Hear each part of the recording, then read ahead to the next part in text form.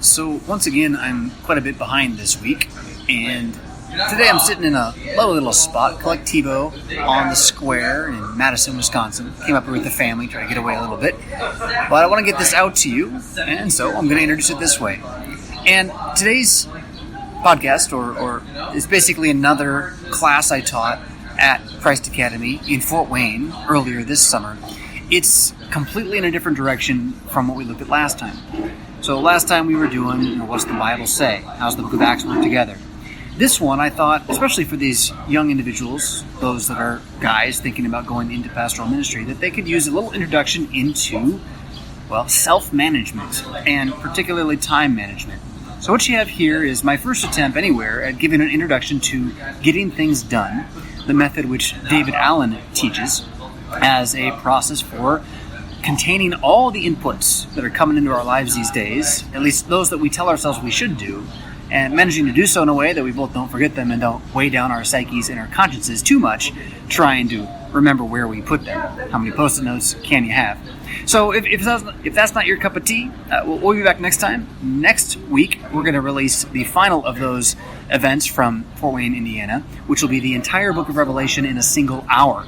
And I'm not entirely confident that was even accomplished by me, but we tried, and I got to the end one way or the other. So hang tight for that, and for now, enjoy getting things done, at least Fisk style.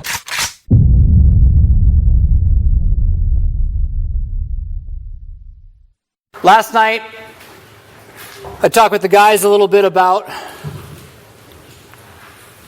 the wide variety of vocations that a man who is going to lead a congregation, be an overseer of a congregation, has to be prepared to handle on a daily basis, on a weekly basis, on a monthly basis, on an annual basis, on a 5-year basis, on a 10-year basis.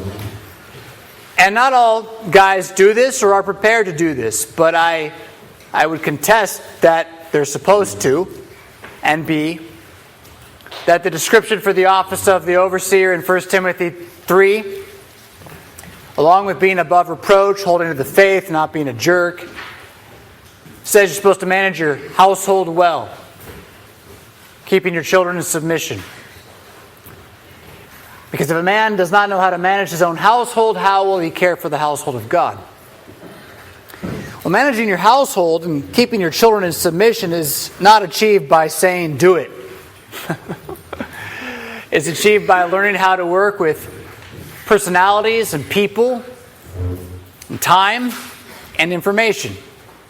That's just a part of it, but it's a big part of it. And you live probably entirely, maybe not quite, pretty close though, have lived and live entirely the first generation of the information age.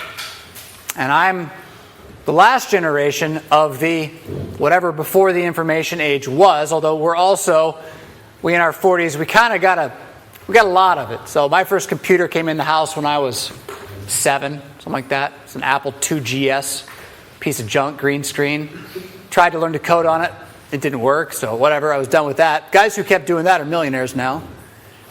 Anyhow, you have more information coming at you in a day or a week than your grandma, your great-grandma saw in a lifetime.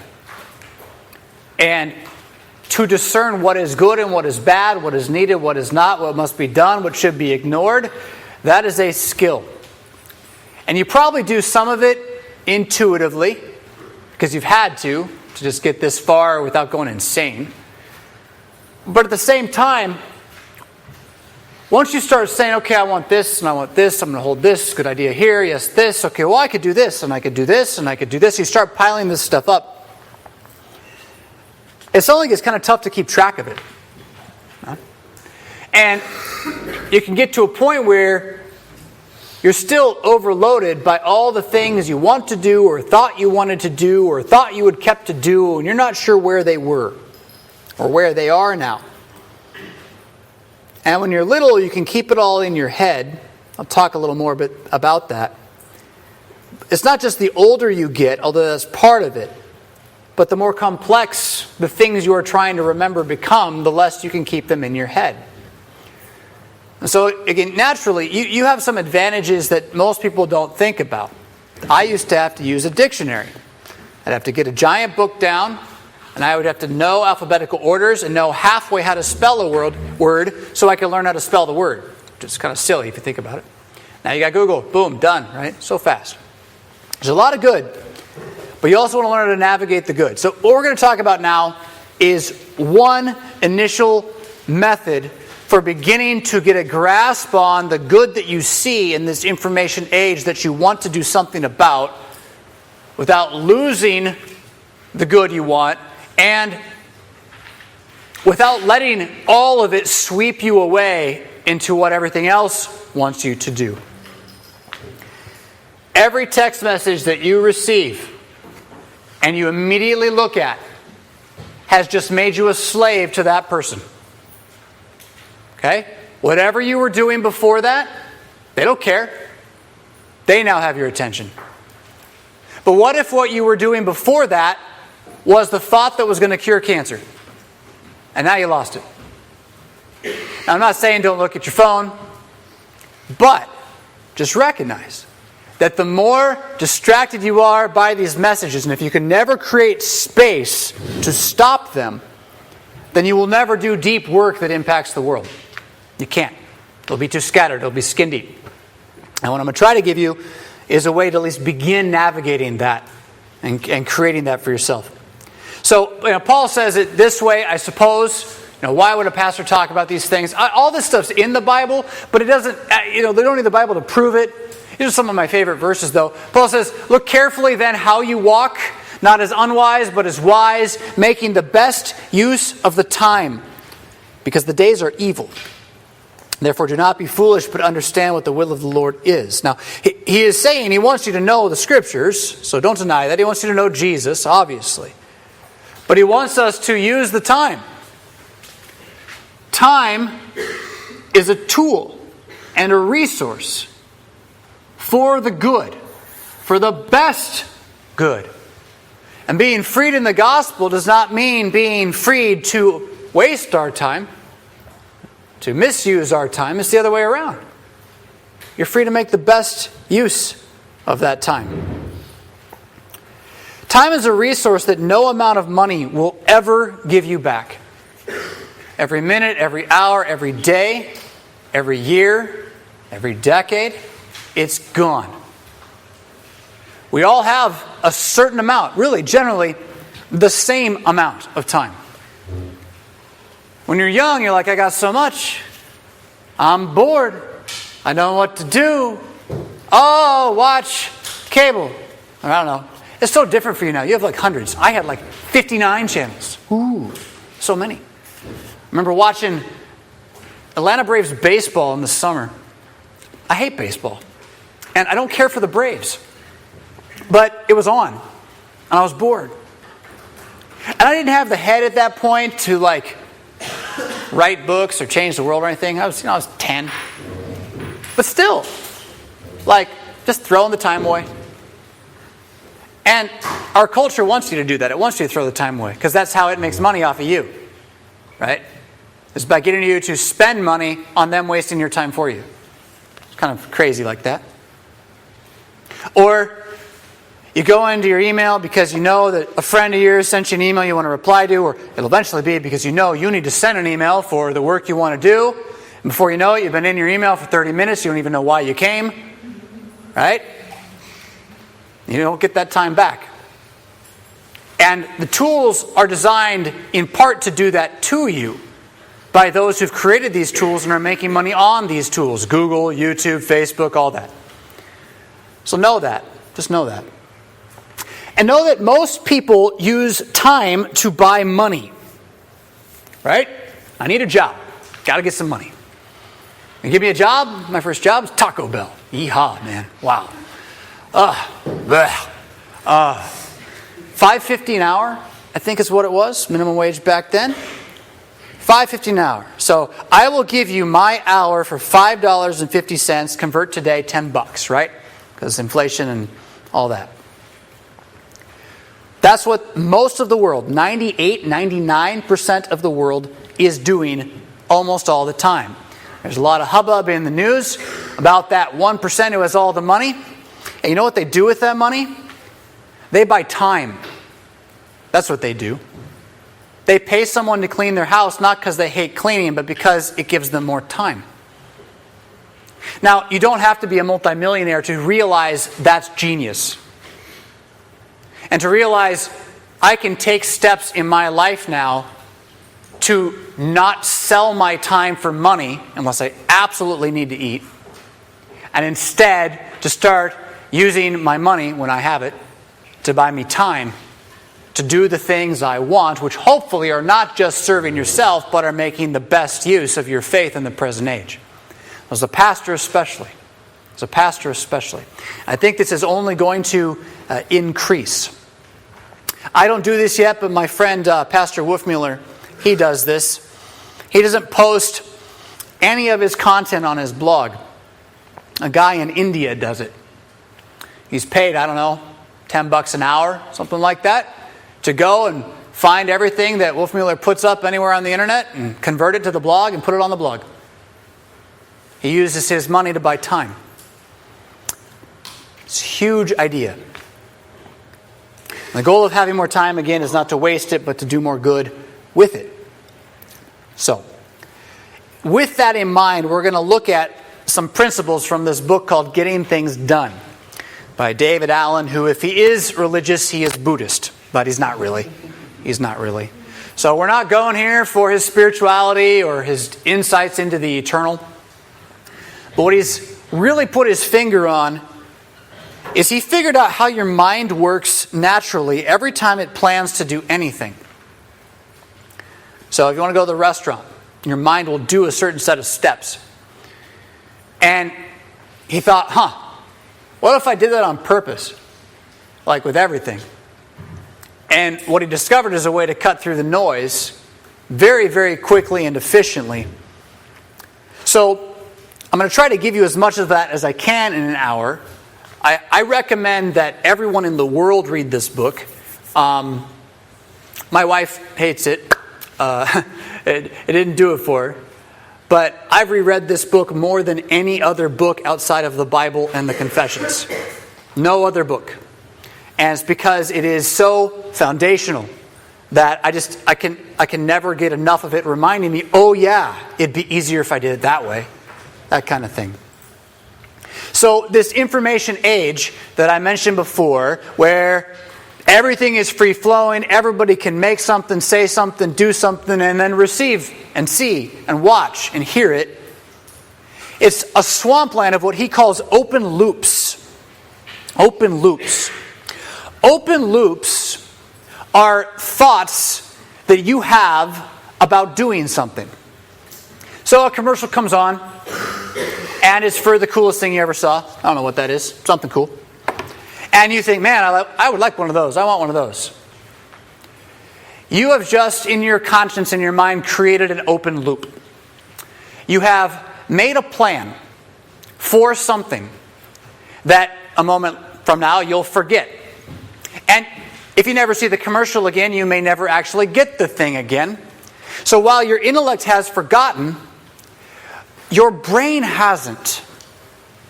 And in that, your conscience hasn't. There's something that your deep, deep self knows you want to do, and you haven't done it yet.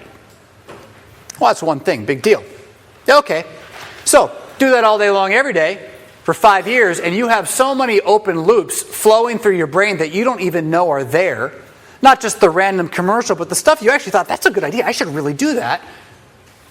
That your brain begins to clog. To clog. I'll probably come back to this, or there's a slide that touches on this already later. But if you're not a computer kind of nerd, maybe you do, I don't know. Maybe you don't. This won't mean anything to you. But to me, this is the best analogy of it.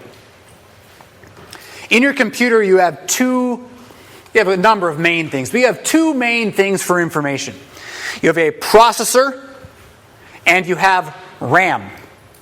You also have a hard drive, which is your deep memory. But let's just leave that aside for the moment. You have a processor and you have RAM. And the RAM and the processor are working together to make whatever's going on your screen, app, game, video, whatever, It's all happening through that RAM, this certain fixed amount of memory that's being stored for quick access. And the reason you can't play the video game you really want to play at the super high definition you want to play it at is because it takes too much RAM. The computer cannot possibly hold that much in one place and process it at the same time. Well, what you're doing when you have open loops that are unresolved in your life is you are filling up your RAM. And unlike a computer, your brain does not have a hard drive. Not really. I mean, there's some, but not really. Not really. And so unless you find a way to build an external hard drive for your head, eventually your RAM's going to get clogged, and now you're working on one of those computers from 7 or 8 years ago where you turn it on and you got to wait 10 minutes for it to start. And you're doing that every morning, driving to work, trying to figure out what you're going to get done that day. So the goal of this is try to at least clean that to get some clarity for a little while, to get rid of some of that white noise that then ends up being, we don't feel it as I didn't get this or I need to do that. We just have this unnamed stress and anxiety that follows us around. It's all these open loops of things we've promised ourselves we do that we've forgotten we're going to do, but then we haven't forgotten we're going to do it, so we're freaked out about it. We don't even know what it was. The best use of your mind, therefore, requires training your muscles of clarification and reflection. I'll explain what those words mean as we go. Here's 5 big ideas to keep in mind before we get to the main points. Is that right? Nope. These are actually kind of the main points. Kind of. It's harder and maybe even impossible to get something done if you've never defined what done is. So if you thought, I'd like to go to Europe someday. Cool, you're never going. That's not a plan. Right? You don't even know what it means to go to Europe. You got to figure out what that is. Right? What does that mean? France? Bulgaria? What? Russia? I mean, what? You need a plan. How much does it cost? How long would it take? Is there a place to stay? Is there a war going on right now? Right? You've never even thought it through. But nonetheless, you've held this open loop. I'd like to go to Europe someday. Threw it up there. Right? And then now it's there behind you all the time. You can't get it done if you don't define what it is. Defining what done is means you have to capture all the things that you've told yourself you ought to do. Capture. The habit of writing down a thought you've had, especially if it is, I would like to, or I ought to, or I must. It should be written down outside of your head. Because that's the only way to permanently resolve what it is. Right? To permanently resolve what it is. It's called capturing. Again, we'll come back to that term, capturing. Of course, capturing your thoughts is totally useless if you never take the time to clarify what you've caught. If you write it on a billion Post-it notes thrown everywhere and in the back of your car and all over the ceiling, you're just going to walk in and you're going to ignore the Post-it notes. You're never going to look at them. You're going to ignore it. It's just too much. You can't possibly process it like that. And as a result, it doesn't do any good. People come in and maybe think you're an artist or something, but aside from that, it's not going to do any good. So it's useless to capture if you never take the time to clarify. We'll come back to that. What's clarify? If you can't then find the things you've clarified, even if you've taken the time to clarify it, figure out what it really means, write it down in a clear way, in some sort of structure and order, if you can't get to it when you do need it most, then you've lost your ability to get it done. How many of you have gone into your email inbox because there was something there that you know is there somewhere in order to send something else to somebody else, but you had to get that other thing first? Have you ever had that happen? Yeah, right.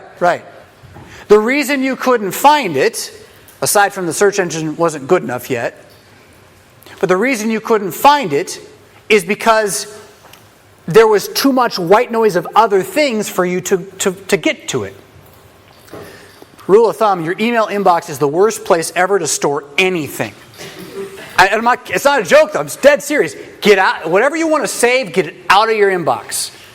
My inbox is to 0 every day. I keep nothing in archives because it's insane to try. I go in to send, I go in to respond to what I received that day, I'm out. Still takes 45 minutes. Stupid. Hate email. Hate it. Anyway, if you can't find it, You've lost your ability to do it.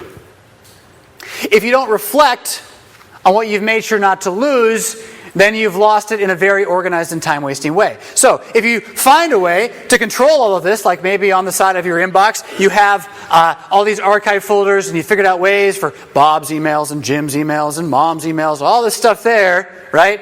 But then you still never even look what's in there, so there's so much in your archives, you're like, I don't want to go look in the archives right now, it's just going to take too much time. Well, then you lost it, and you wasted time losing it.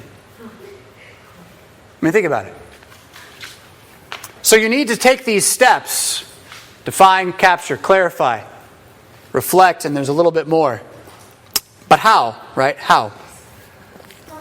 Now, this is kind of the same idea. I'm just repeating myself a little bit. But seriously, it just is so important. Anxiety does not exist because you have too much to do. Anxiety exists from lying to yourself about what you plan to do. You've told yourself something you're going to do and you've forgotten to do it. That's where the anxiety comes from. It's not from being, well, if you're too busy, it's because you haven't planned.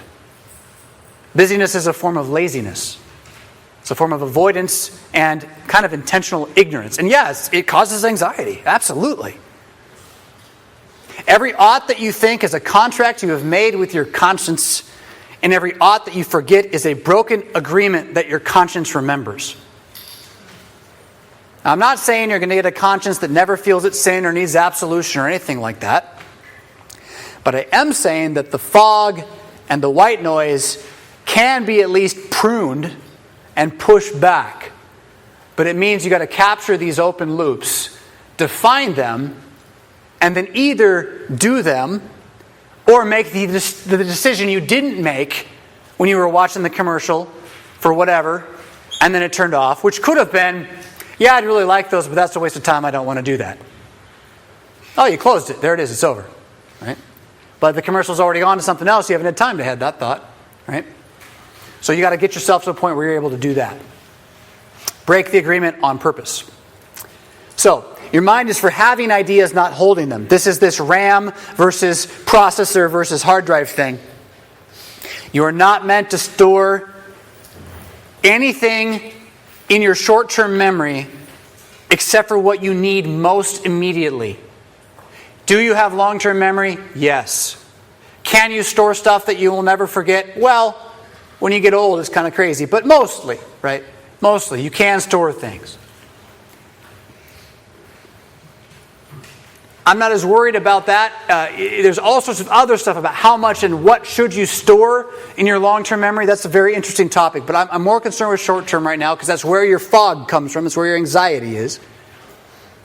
And so learning just to say, I'm not supposed to keep it in my head. I wasn't made for that. My head wasn't made to store what I need to do in 15 minutes. It was made to be full on doing it in 15 minutes when I got there, without thinking about what I have to store for later. So how do you do it? How do you do it? Well, this is not quite the answer, but it's a good little pithy thing. Making the best use means using your mind to get things off your mind so that you can do the things you have a mind to do. You've got to strip away the noise and the thoughts and create that block of free conscience and deep work uninterrupted to achieve what you actually think is worth doing in this life. Blocks of time 2 to 3 hours wide, uninterrupted, are gold. Gold. They are hard to find in this life. Pastors especially hard to find. So you have to make them. You have to make them somehow. Different topic, but worth pursuing someday. Okay, so the steps of the getting things done, the GTD method. By the way, if you Google GTD, this is like a worldwide movement. So you can find all sorts of stuff, videos, whatnot on this too. I'm not the only one saying this. The basic structure looks like this, though. Capture, clarify, organize, reflect, engage. Capture means you have to collect what has your attention at all costs. Which, of course, does mean writing it down. That can be digital, or that can be analog, paper form. This is a thing that's called the Everbook. I'll tell you about that if you want later. But along with my Everbook, I always have one of these. little pad of paper. It's always ready to capture. I also carry a single sheet of paper that every week has spots for today, Tuesday, right, Wednesday. So Monday, Tuesday, Wednesday, Thursday, Friday, Saturday. Yeah, that's right. No Sunday on there. And in the middle has space for all the various types of tasks I want to get done that day. Anyhow, on the back there's a column. On the top of the column it says in. So I try not to go to this if I can get to this fast enough to put the capture into in. This works too, though, in a pinch. You need something. You need something. Start with something. Capture. Clarify. Figure out what it really means. You know, if I fill this column up with stuff of in, let's see what's here. What do these things mean? Time for quarterly review, ED consult, easy morning yoga, ancient leg, Luke 8, newsletter, subscribe on web. What does that mean? Right? You don't know what that means. I kind of do, but it means a whole lot more than what I wrote down. So to know the goals and the actual projects that are coming out of these things, I have to take some time to go back and look at this inbox, pull the pieces out of it, and write down somewhere else what they really mean. Again, that does take time, but that's clarifying. One example he gives in the book is like, and this may not quite be for you yet, but you'll have this happen in some way, shape, or form where you have something you know you're supposed to do, you jot down the note, and the note says Mom. And like 3 days later you come back and you're just like, I got one, right? I don't know. Worse is if like you do know what it means, but you leave it on the same piece of paper you use all week to try to be your kind of to-do list, and it just says Mom. Well, every time you look at that, you know there's something there you have to do, and you know there's more to do it, but well, you're not doing it. It's been there for 3 days. What does it mean? Now let's just say you're older now, and it's Mom's having trouble with her car insurance, and you got to help her. But you still just see Mom's insurance, okay? And every time you see it at 4 o'clock in the afternoon when you're really too tired to do anything of substance, which is a great time to make a phone call to an insurance company, frankly, you're still too tired to do it. Why? Because Mom's insurance, first, is not actually a project. It's not something you can do. And the second, there's a missing step you need to actually do it. What do you need in order to talk to Mom's insurance agent? A phone number.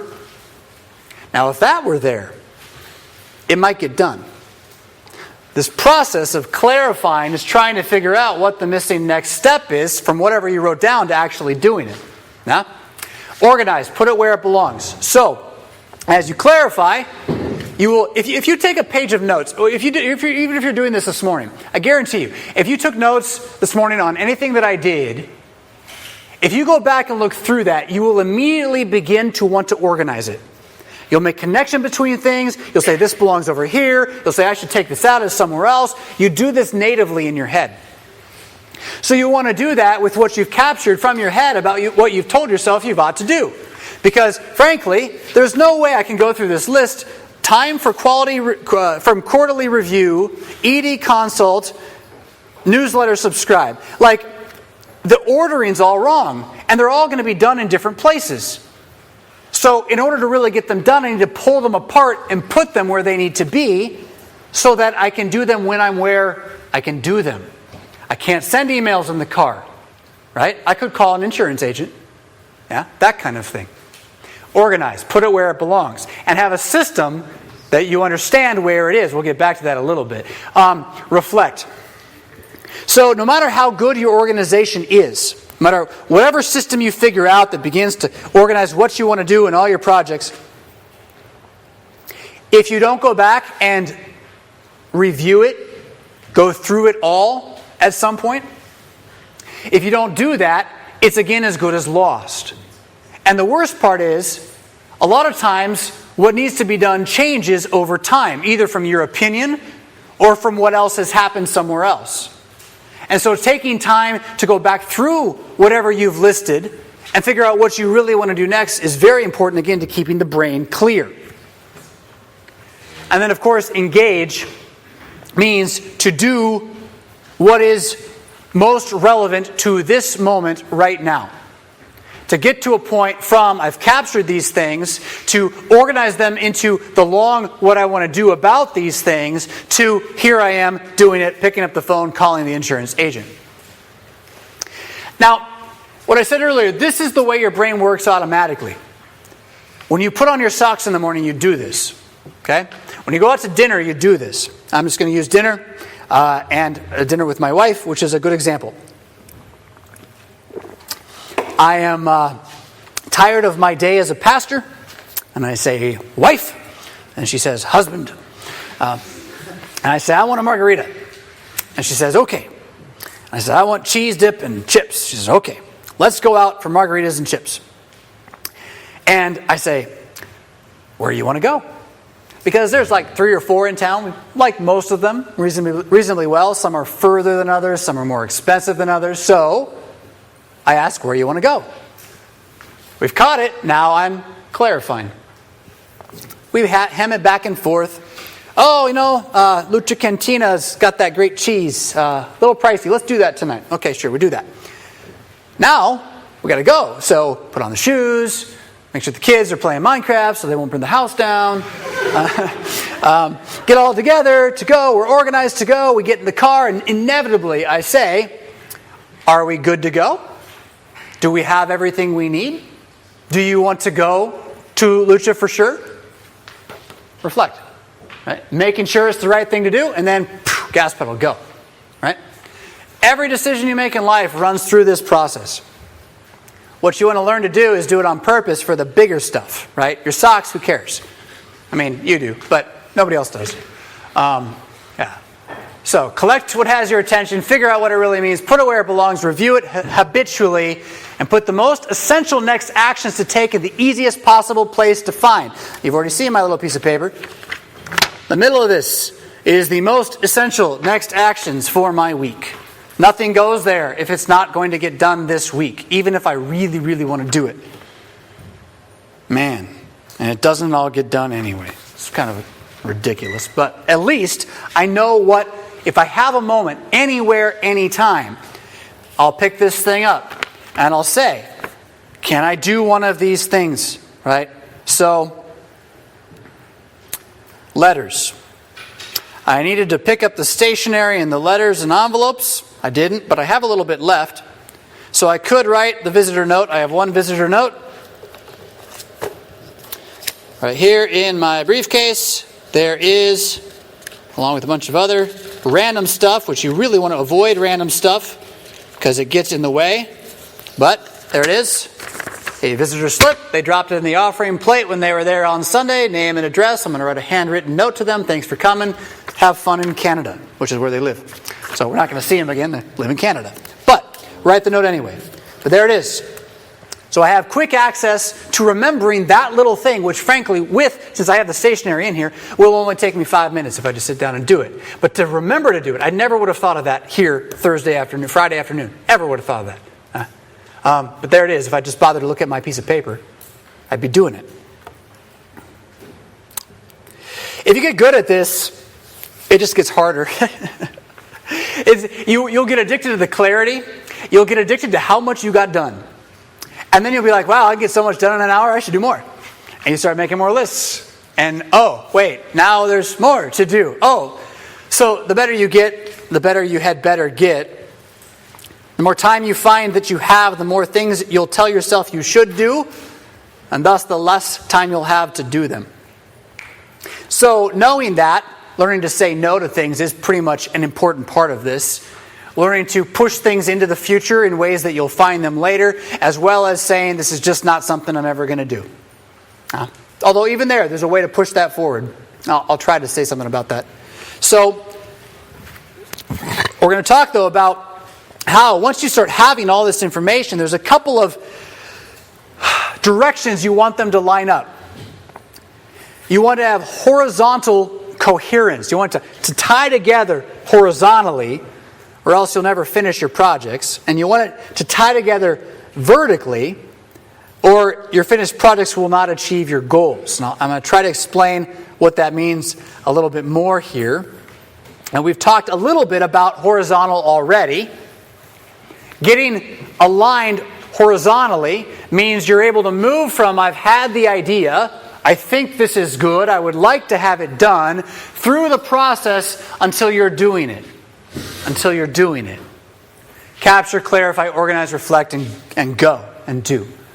So, without that kind of process, all your big ideas won't come to pass. I mean, you could run into some accidentally, but odds are you end up in a cubicle doing what someone else tells you to do the rest of your life. And maybe that's what you want. You probably will have some dental care. Maybe. But if you really want to do things, you need a plan to do things. And that starts with, again, you got to write it down, start organizing, start reflecting on it. Vertical is taking this all in a whole different direction.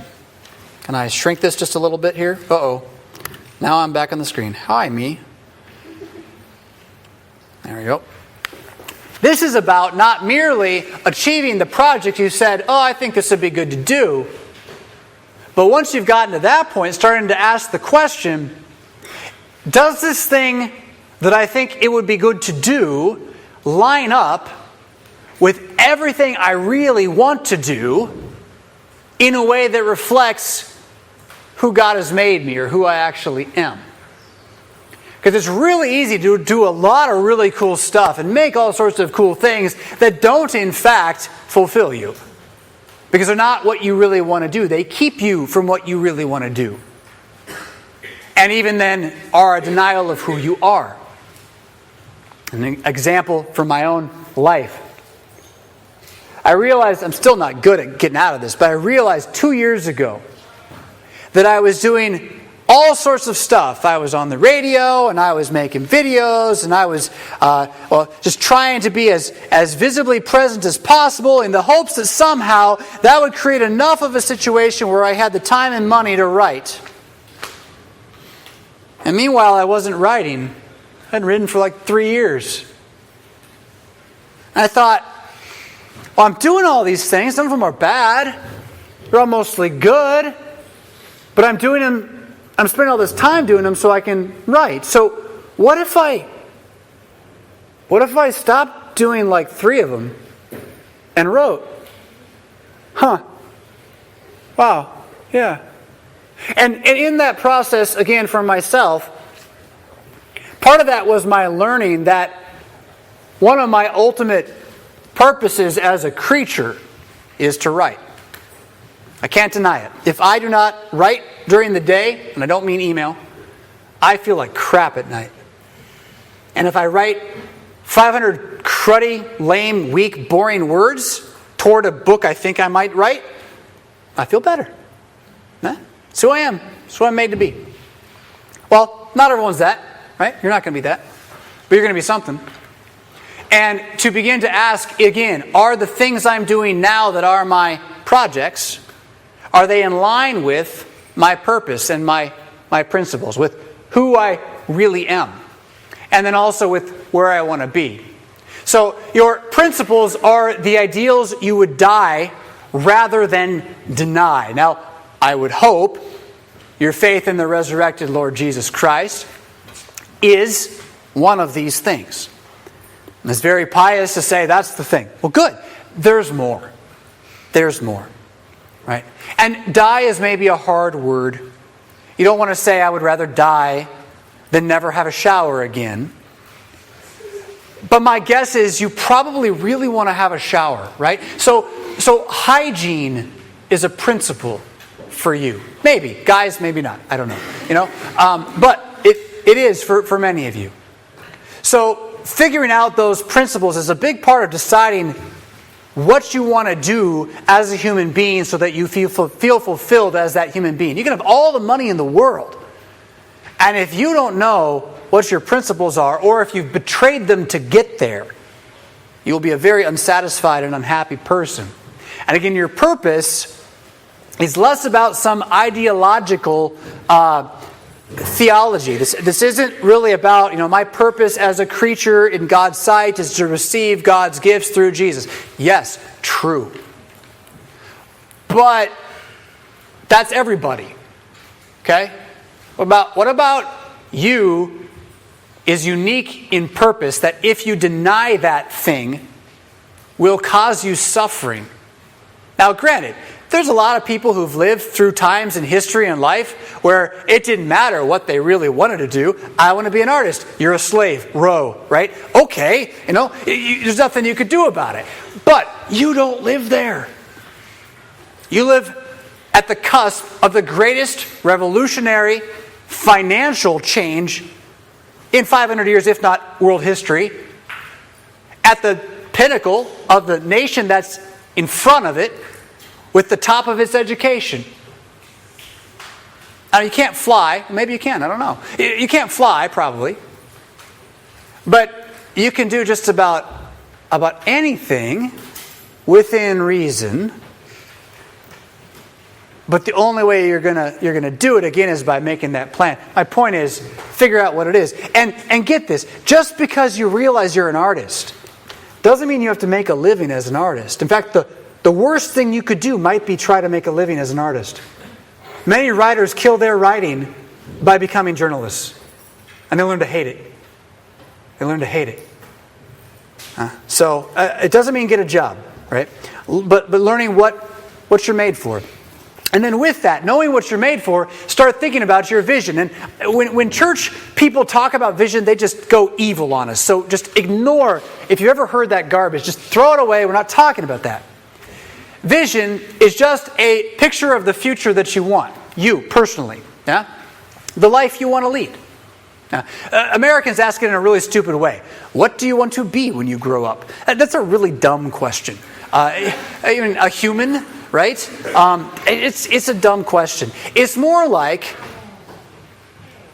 when you are an adult, what are three things you want to have achieved that the world can see? And what are three things you want to be able to continue to experience? That's what the vision for your life might be. Right? That's a good thing. It's a really good thing. I mean, it could be evil if you do pick evil things, I suppose. Right? Goals, then, would be the achievements you think can get you there. So, if one of your goals, I'll give you one of mine that still hasn't happened, probably never will, but maybe, we'll see, is to write a fantasy, sci-fi, fiction novel that's so good that people are reading it in 100 years. It's one of my goals. It's audacious. Well, if I never write the book, which I haven't written that one, then that goal won't happen, right? So the vision is, at that point, what would that look like? I can't read 100 years from now, but by that point, it ought to be doing well in the market. It would be outside of the LCMS. Broken and Echo, no one outside the LCMS has read these books. So it would have to be outside of that. So in 10 or 20 or 30 years, if I've written a fiction book that's outside the LCMS, well, I can sit back and say, okay, I've done something that would move me toward my vision. Right? And if I haven't written the book at all, well then I haven't. And maybe it won't be the first book I write. Well, what's the first thing I got to do? I need a goal. I got to write a fiction book. Boom, goal. It's not the vision, it's a goal that moves me toward my vision. Right? Now, is that my main vision in life? No. But it's a good example. Right? It's a good example. Accountabilities. So this is like this other piece that comes in from the side. So while you're doing this, while you see what you want to have in life, you are setting short-term goals that will try to get you there, you also have vocations. You have hats you wear, responsibilities you've been given, contexts that you are in that you do need to attend to. You're not free to ignore them. And in that regard, they also kind of give you some of what comes next. So your current projects are a result of your goals that get to your vision because of your purpose and the accountabilities you have to others. Both of those turn into the current projects, short-term dones that will lead to the fulfillment of goals, whether yours or those of your accountabilities. And again, those projects would be what your movement toward the next action list is always about getting to. There's next actions. The good things to do to get your projects done. All right, now that might be a little heady. I don't know. Not as on the ground as the capture stuff, but I'm not kidding you. If you want the life you dreamed about as a kid to happen, nobody's going to give it to you. And it's harder now than it's ever been. And the college degree, I said this to the guys the other night, is no guarantee at all. So, if you want it, you got to go get it. And you're not going to go get it by going on American Idol and wailing without ever practicing. Right? Won't work. So, what you need most right now, and depending on your level of high school, this will more or less help you, but the more you progress, and certainly as you move into postgraduate or post-high school work, this becomes tremendously, tremendously important. You need an inbox, right? A place to capture. I know it's really small, isn't it? You need a place to capture your information. Oh, look, I was supposed to write things over here. I didn't do it. A place to capture your information. So, again, piece of paper, journal, what have you. And you want to try to put every thought that you have that's valuable down. I mean, you can cross it off and not do anything with it later. But the habit is just to be able to capture all of it. Don't keep anything in your head. You know, your head's fine. Your head's fine. Get it empty. It'll feel better even. You need a calendar. Because a calendar is where the things that are in your inbox that have a specific date and time with another human being need to be stored.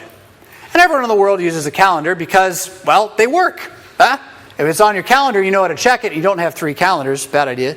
Well, then you're going to be getting those things done. Okay, fine. That's pretty easy. But then what everyone in the world doesn't have is some form of projects list. A way of, after you have inboxed it, and you've looked at it, and you've assessed it, and we'll talk about that briefly, and you've realized that this thing is going to take more than one step and probably more than 1 week for me to do, well, then I need to put it somewhere other than my next action list, right? It can't be on my to-dos. It's too big for that.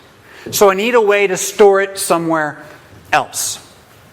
Now, again, I can only tell you what I'm doing now. I've tried digital. I went digital for a long time. I've tried bullet journaling. It was okay. So I use this thing with these separate pieces of paper that all just cut at home and slide together in bundles. But this is my projects list. Might as well be like a full-on bullet journal, right? There are I don't even know, probably 50 to 75 projects in here. There are separate bundles in them by category.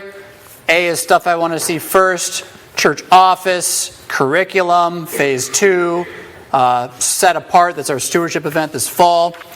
And inside each one of those, again, there's single pieces of paper. And each piece of paper here is a specific project. Something that requires more than one step and won't be done this week. So this one here I just pulled out is Speak Iodesica. I'm speaking at a camp in Iowa East District later this summer. And man, look at that. That's crazy, right? Look at all that stuff. Oh, it took a long time to get here. But if you start doing this, you'll find out. You'll get there pretty quick, too. This would be useless to me, though, if I didn't look at it. Every Monday morning, for 3 to 4 hours, I sit down. I do nothing else. I go through this one page at a time, and I figure out what needs to go here. So that this week it all moves a little bit and a little bit and a little bit and a little bit. That's the next action, right? So next action and project have to be separate. If they're not separate, this is as bad as the Post-it notes all over your ceiling, right? You're just never going to get into it. It takes too long. But once you figure out how to organize it as a good list, well then, when you review it, it spurs you forward. Reminder system, that's the next action list I just said. So you want to then, from this, put reminders into something that's quick to find, easy to find, single piece of paper is really where you ought to start. You can try it on your computer. Digital stuff is just, it gets messy so fast. Then you have these other things, and you know, you do need these. A tickler system. So a tickler system is an old idea. A tickler file, giggling. A tickler file is an old file drawer, right, with a single manila folder for every single day of the year. Okay, 365 manila folders, and each day is dated. And you would keep this by your drawer, and you would say, oh, look, a bill that's due in 6 months. What's 6 months from today? And you know, a week before that, you go and you drop it in that number that's way back there. And then also, to make it work, every morning you got to pull out today's file, open it. What did I mail myself? And then put it in the back. It's a really ingenious idea, right? 1900s, you know, hacking, as it were. Little much for me now. I know a pastor who's actually done that with one of these books, but I don't use that, but I do. What I use instead is, well, they're kind of mixed up here. Did I put it on the other side? Where are you? There you go. All right. I use 3 separate, nope, I should have one more. And I don't know where it is. I'm not going to, where are you? Oh, that's bad. No, that's right. 3 files. All right. So I have 3 separate bundles. Not one for every day of the year, but I have one that is for the first day of every month. So when I'm doing my sit down for 3 hours on that first Monday, whichever Monday is first in the month, boom, go through this one too. So if I'm going through all these projects and all this other stuff, and I'm like, I'm not getting this month. It ain't happening. But I don't want to forget. And it's important. I want to come back soon. It goes in there. Then I have a quarterly. So I do the same thing every 3 months. At that point, I schedule a whole day for that. But I'll go through that. I'm not going to get it done this month. I'm not going to get it done this summer, but it's super important. In fact, wow, it's like I got to call this guy about the Reformation service. That needs to happen before the fall. Well, throw it in the quarterly tickler. Catch it when it catches up. And then, can you guess the last one? Monthly, quarterly? Yeah, annual. Annual tickler. Pretty thin. Yeah? But there's cool stuff in here. Let's see here. Let's see. Give you something fun. I'm going to invent bedtime blue blockers. Do you guys know what blue blockers are? No? They're these sunglasses that were sold on like infomercials a while back, and they block all the UV rays entirely. And now you can go and you can buy high quality UV blockers to wear at night before you go to bed to help your sleep. Because if you're looking at the screen before you sleep, it's giving you bad sleep. Like the first 3-4 hours are just going to be bad. The cortisol created or sent in the brain by the blue light, which makes you think it's daytime, pushes away the serotonin, which makes you have a good night's sleep. So you can buy them; they're like $80. But I have a pair. When you're trying to read on your side at night, they're very uncomfortable. Like the pillow doesn't work. So I want to invent some that you can wear while you're on a pillow. It's probably not going to happen. That's why it's in the annual tickler, right? I see. There's another fun one in here. Come on. Oh, Holy Week for next year. So I'll see this next winter, right? All my notes for Holy Week, I made them right after Holy Week this year. Threw them in there. I'll see them next winter when I need them. Hey, what do you think of this one? The Immortals Cruise for singles. So it's like a conference on a cruise ship for 17 to 39-year-old women and 19 to 39-year-old men with speakers and icebreakers. I think it sounds great. Yeah, so it's not that bad. Come on.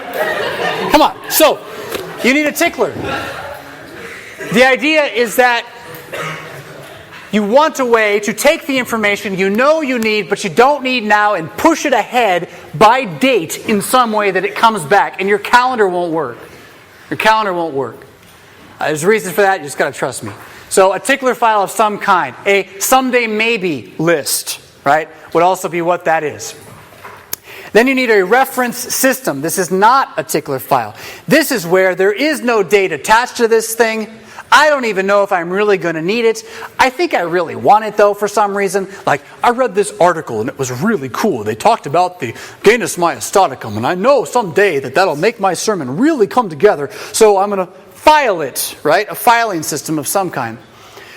This is where I try to go digital. I try to get as much of my filing into digital as possible. Even so, I still have a stinking full cabinet full of it because the taxes, you got to keep all your receipts and blah, blah, blah. Anyhow, you need a reference system. The most important thing I can tell you about your reference system is you have to trust it. You have to trust it to be able to be gotten through and found. And the single best tool you have in that is alphabetization. Most people try to file things by category. Don't. Alphabetize it. Right? And when you alphabetize it, call it what it is. Don't say car, say Toyota. Right?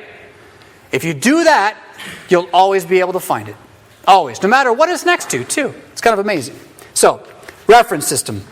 The habit of the weekly review to get clean, clear, current, and complete, which is what I said a moment ago. That's my Monday. All right. See, I must have just run out of time and thought, I'll finish this later. See, I didn't write it down and got ahead of me. So, you should be bigger. I apologize. 3 things about your inbox. So when you're going through your inbox, right? So let's say you've captured for a week. Yeah, good for you. You've captured for a week. And you're going to sit down with your little list on your back of your sheet or your notepad or wherever you're going to go through it. There are 3 types of things you will find here. One of them is an action. One of them is maybe an action. And one of them is reference. 4 things. And then you have trash. That should say 4 things. Trash, action, maybe action, reference. So, trash means, you know this, right? Do I need it? But I'm pretty sure, and maybe not, but I'm pretty sure if I went to your bedroom, there's some trash there, right? No? Perfectly clean? Do you have a desk? You have a desk in your room? Go look at your dad's desk. Say, hey Dad, what's on your desk? Everything I need. Really? You start filing through stuff, it's like, a 10% off a magazine and they expired like 6 years ago or something, right? Oh, what's this? You need this? No. Well, and it's all piled up on the desk, which is why you never want to go to the desk, because every time you go to the desk, you're like, there's too much to think about, and so you ignore it. Piles are bad. Piles are death, right? So, deciding you have trash and being willing to throw the trash away is a very, very key step. It doesn't take long if you just go through it once. Nothing should stay in your inbox. I should say that, by the way. Whether it's a physical inbox on your desk at home or whether it is a analog or digital one, nothing should be stored there. Once you go in to look at it, you should pull it out. And if it's trash, it's trash. So on my list, if trash would be, I decided not to do it. Cross it off. Not going to do it. Action.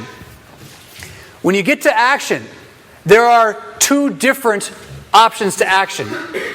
One is, can I do it in 2 minutes? And if the answer is yes, do it. Don't even wait. Just do it. Get it done. It takes more time to store information than it does to do it. So just do it in 2 minutes. If it's more than 2 minutes, don't do it. Now you need to put a reminder somewhere else. That can mean anything from putting this with the project it really belongs with to creating a new project, which this thing is, right? On your project list. Again, for me, while I'm doing this at the Starbucks, it's always at a Starbucks usually, and I've got my projects thing out in front of me, and I'm working with my inbox, I'm trying to review, and I need a new thing, out comes my blanks folder, bundle, pull out a blank, there it is. These are all alphabetical, throw it in, it's done. More than 2 minutes, about 4 minutes for a project probably, unless I really want to brainstorm on the project at the time, which depends on how much I still have to do. In either case, you want that action to be placed in a place where you will remember to do it. Again, if it's not going to be a project, I might also put it onto my, now they're all getting piled everywhere, onto my next actions list, the middle of my weekly sheet, right? I'm going to get this done this week, so it's going to go right there. That kind of thing. A maybe action is something that is a bit of information about doing something you think you want to do, but you're not sure you want to do, or you can't do it yet, because something else has to happen first. Again, this can go either into your projects file or maybe more appropriately into a tickler file. And then you have reference. This is information that you can't do anything about, but you like the information. You want to keep it. This should not be kept in your standard to-do area, right? There is no reference here. Exception. The only reference is this messy little briefcase with like 7 things in it because I might need them this week. That's it. If I don't need it this week, it gets out of there because otherwise it clogs the brain. If it is time specific and day specific, that's where your calendar matters. And then again, once you've got an action and it's on your list, you do have 3 things you can do with that action. You can do it yourself, you can defer it, or you can delegate it. Now, do it yourself is evident. Defer it means put it off till next week. Now you want it in the tickler file or wherever, right? In your project list. And then delegate it means get somebody else to do it for you. And you might not have that now, but then again you might. Hey mom, could you do this? Right? Well, you've delegated it. The trick with delegation is if the person who you delegate it to is not trustworthy enough to get it done, and you have no way of remembering it needs to get done, it won't get done and it'll still be an open loop. Right? So finding a way to track what you've delegated is kind of important. That's a big kind of deal. All right. And then these are just tactics toward the end here.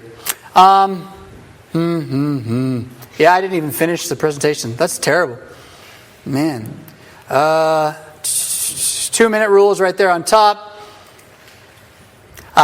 If you've thought a thought more than once, then it's on your mind. It's clogging your RAM. And that's just a key thing to take away from this. To stop a commitment your mind has made, that's number 4 up there. From slowing you down, you need to renegotiate the commitment. You cannot renegotiate the commitment until you know what it is. That's why you got to write it down. Then you renegotiate it. Things are on your mind because you want them to change. That's good. That's good. Yeah? But they're not going to change unless you actually take action. And the key to taking action is to clarifying that action. That helps to do that by writing it down. You'll never get things off your mind if you don't trust your system for capturing, storing, and finding them. Right? Which is why, again, that first Post-it note feels really good. Yeah, I get all this to do today. And by the time you got 10 Post-it notes, you hate your Post-it notes. Oh my goodness, what's going on? I got so many Post-it notes. Right? So, your system is untrustworthy. And again, there are different tools out there for trying to create trustworthy systems. But what I said before about what you need, an inbox that you keep empty, a projects list, a reference file, and a tickler system, good calendar, that is essential to any good system. You can't have a good system without those things, no matter where you keep it. Your mind's not going to stop pestering you until you learn how to tell it to. Keeping it in your mind is not a guarantee that you will not forget. In fact, the problem increases with age, poor nutrition, and childbearing. So right now, again, you can keep most of your life in your head. Probably without too much trouble, although, again, the inbox example demonstrates not as much as you thought. That's only going to get worse. Not just because, messages are coming faster and faster, but because your brain is going to begin slowing down, having little holes in it. And then, if you eat what I guarantee you're eating, that will only make it worse. Sugar and wheat particularly are terrible for the human brain. Completely fog and clouded. That's why right after you eat lunch with all that bread, you're like, I can't even do anything. Well, yeah. Hey, you just ate an opiate. You're high. I'm not kidding. So, okay, fine. If you're going to do that, then at least know you're going to do that and have a way to trick your brain into getting back to what needs to be done. You're not going to remember it. Have it written down. And then, ladies, I hate to break it to you, but the wonderful and a marvelous gift of childbearing that I encourage you each to do, if at all possible, will change your biochemistry in such a way that there's a good chance you're just a little more scattered after than before. Sometimes it comes back, sometimes it doesn't. And the more kids you have, the more scattered you kind of get. It's not really bad. It just kind of is what is.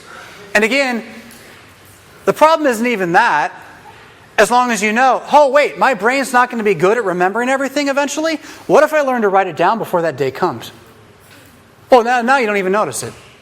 Right? You don't have to remember. So all of our brains are going this way eventually for different reasons: age, nutrition, childbearing.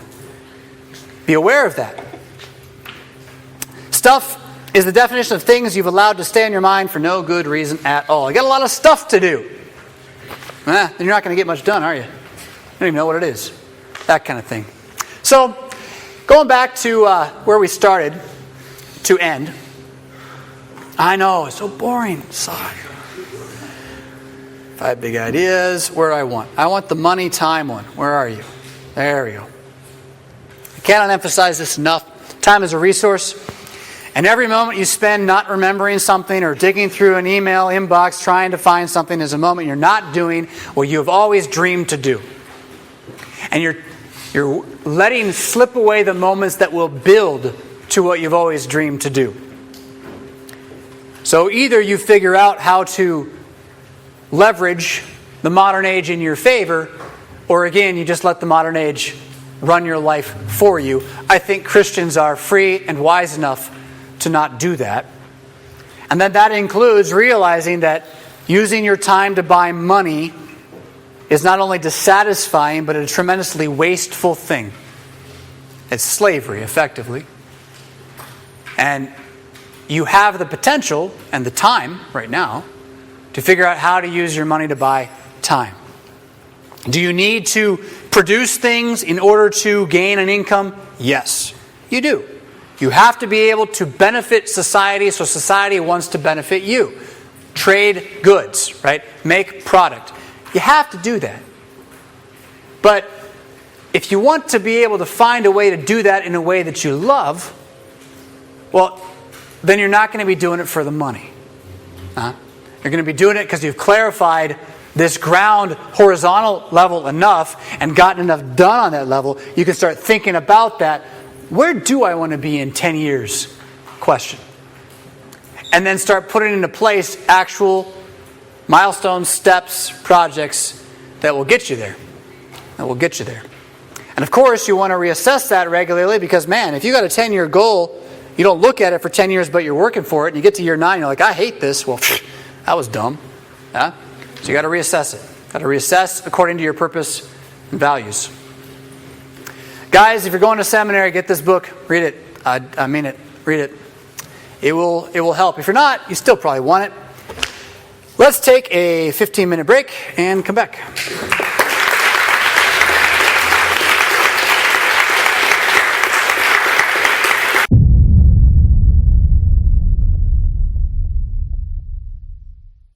Was that worth $1?